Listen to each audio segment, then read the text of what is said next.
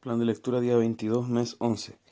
En Ezequiel capítulo 44 sigue la visión que recibe Ezequiel sobre el templo, que si alguien quiere profundizar más sobre el sentido general de esta visión, lo invito a escuchar el audio del día 19, mes 11. Y vemos que ahora se prometen dos cosas principalmente: un príncipe que estaría ante la presencia del Señor, eh, y eso también nos hace ver que, bueno, es príncipe. Es otra palabra que puede ocuparse en el antiguo pacto para referirse al rey.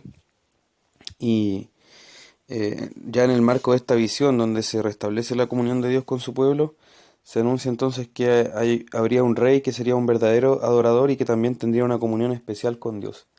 Y vemos que Jesús, en su oficio de mediador entre Dios y los hombres, primero es descrito como rey, pero también como sacerdote, sumo sacerdote para siempre según el orden de Melquisedec. Y él en ese sentido es, desde la perspectiva de hombre también, es el adorador supremo y también el director del culto de todos sus hermanos, que somos nosotros. Entonces, realmente también podemos verlo en esta profecía, y se habla de los sacerdotes como quienes también deben ser santos, deben poder hacer diferencia entre lo santo y lo profano, y entre lo limpio y y lo no limpio, lo que es inmundo. Y vemos que también para ellos la heredad es el Señor. Y sabemos que en el nuevo pacto todos nosotros somos llamados una nación de sacerdotes, cada uno ejerce sacerdocio delante del Señor al presentar sacrificios espirituales delante de Él. Y en ese sentido también tenemos que saber distinguir entre lo santo y lo profano, entre lo limpio y lo que no es limpio, y que nuestra heredad sea el Señor. Y en el capítulo 45 vemos que se habla de una repartición de tierras, donde también podemos ver que se refuerza la idea de que Dios habitará con su pueblo y su morada estará entonces en medio de su pueblo, y esto está relacionado con la idea de rey. Entonces, todas estas cosas nos apuntan a la restauración plena de la comunión de Dios con su pueblo, y esto lo hace en el lenguaje del antiguo pacto, porque era lo que había revelado hasta ese momento. Y nosotros lo que tenemos que hacer entonces es tomar estos elementos del antiguo pacto e interpretarlos a la luz del nuevo para ver a qué se está refiriendo. Y vemos entonces que se refiere a eso, a la comunión y el gobierno de Dios con su pueblo, lo que ya podemos disfrutar desde hoy, pero lo disfrutaremos de manera perfecta en gloria. El Salmo 119 ya fue comentado en la primera parte de este plan.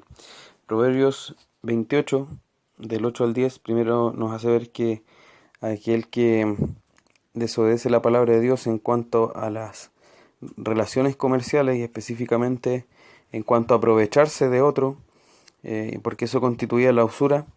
El interés crecido y la usura constituían un aprovechamiento de otro que estaba en una posición desvalida.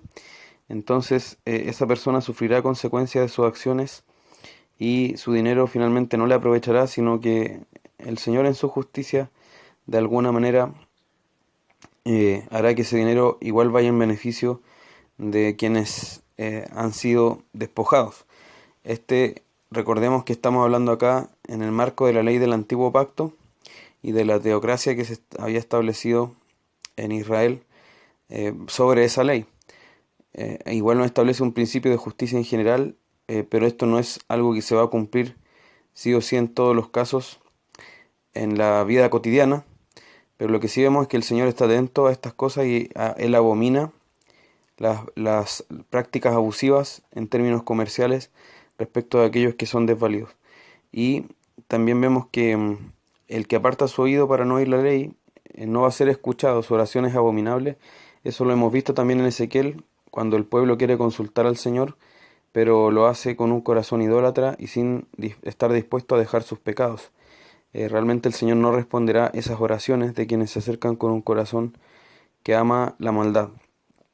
Y por último, aquel que tienta a los justos para que pequen está en una posición realmente grave delante del Señor, y se está exponiendo a un gran mal, porque el Señor lo entregará entonces a sus malos caminos. En cambio, los perfectos heredarán el bien.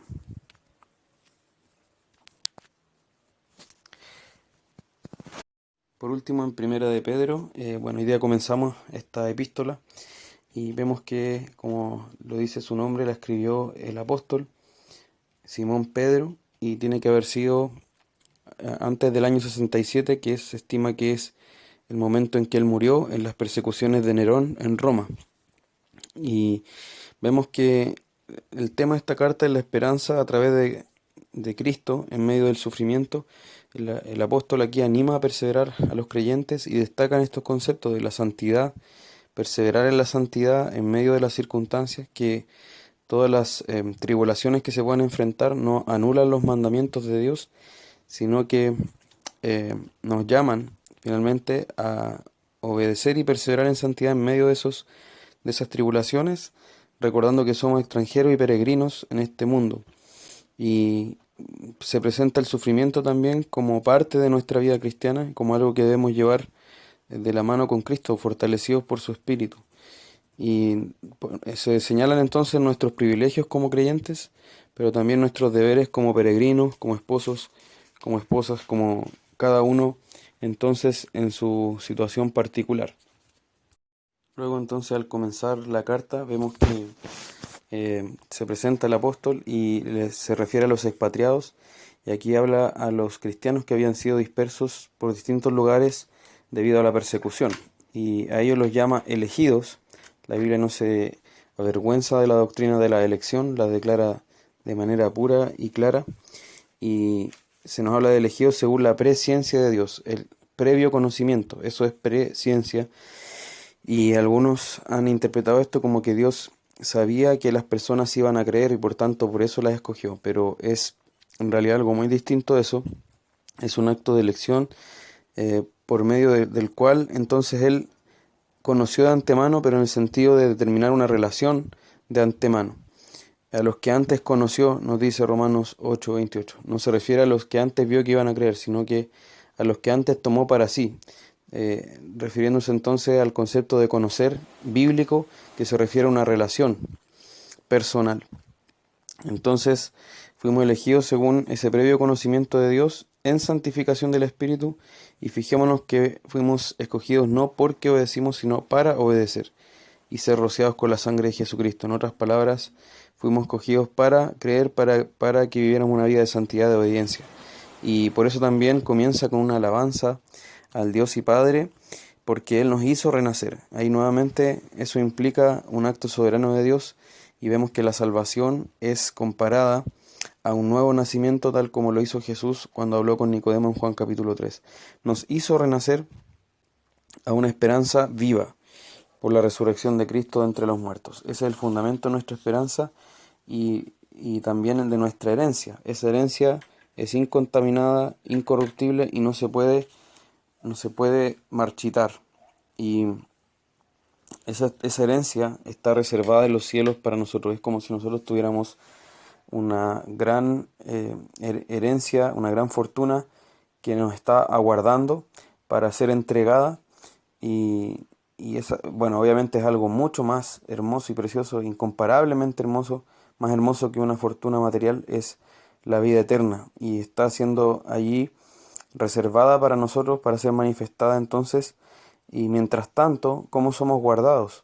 Somos guardados por el poder de Dios mediante la fe. Esto también es una declaración tremenda, porque nos habla que la fe es un ejercicio del poder de Dios en nosotros. Algunos presentan la fe como una elección personal de cada cual, y claramente sí, pasa por nuestra voluntad, pero es mucho más que eso. Es el poder de Dios guardándonos para alcanzar esa salvación que está preparada, que está reservada en los cielos para nosotros.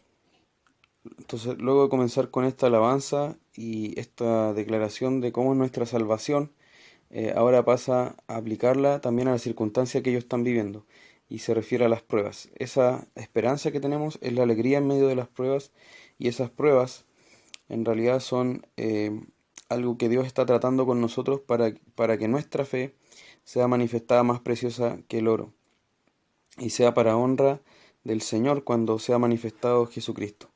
Entonces ya introduce también un tema que va a estar cruzando toda esta carta, y, y nos habla también entonces de este amor que tenemos por Jesús, que es un amor bienaventurado porque es sin haberle visto. Y Jesús acá se describe entonces como el fundamento de nuestra alegría, perdón, y también el fundamento de nuestra salvación. Y vemos que por último habla de aquellos que hablaron de esta salvación. Esta salvación no es algo que simplemente se informó ahora, sino que se venía anunciando desde los profetas que hablaron de esto antiguamente. Y también nos dice algo maravilloso porque era el Espíritu de Cristo el que estaba en ellos, y ese Espíritu de Cristo hablaba de Cristo, anunciaba a Cristo sobre su obra, sus sufrimientos, la gloria que vendría tras ellos.